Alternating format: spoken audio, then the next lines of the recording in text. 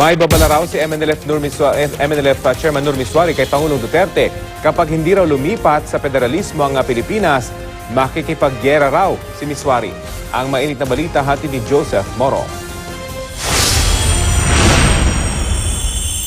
Matapos dumalo sa mga conference abroad, sinadya ni Moro National Liberation Front o MNLF Founding Chairman Nur Miswari si Pangulong Duterte sa Malacanang nitong Martes. Kasama nila si OVAP Secretary Carlito Galvez, National Security Advisor Hermogenes Esperon at DILG Secretary Eduardo Año.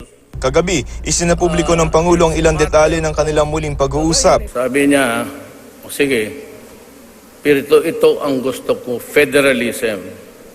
Sabi ko, kung wala ng iba, yung federalism, wag natin kalimutan, passed by Congress. Sabi ni Miswari kagabi, if you do not give it to me, let me be very honest. I will go to war.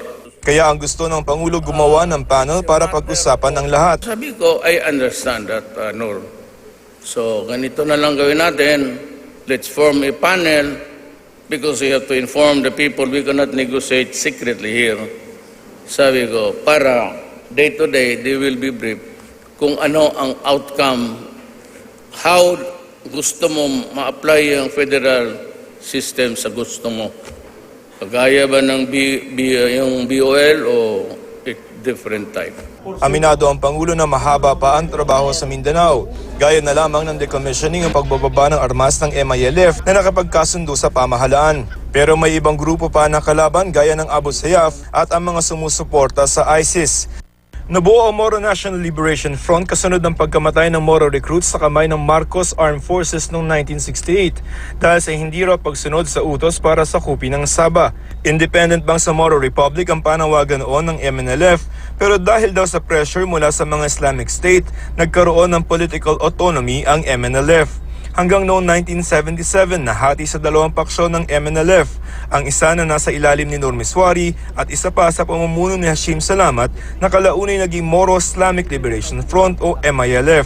Bukod sa pagiging founding chairman ng MNLF, naging governor din ng Autonomous Region in Muslim Mindanao si Miswari.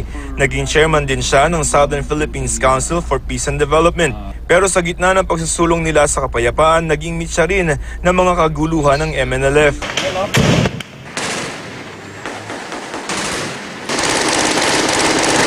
Kabilang na dyan ang tinaguriang Zamboanga Siege in 2013, nakaengkwentro ng tropa ng gobyerno ang paksyon ng MNLF na loyalista ni Miswari.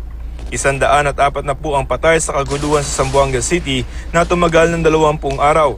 Ang sabi noon ng Miswari, pinagsarahan daw sila ng pinto ng Malacanang kaugnay sa peace talks, bagay na itinanggi ng palasyo. Kinasuhan noon si Miswari ng kasong rebelyon.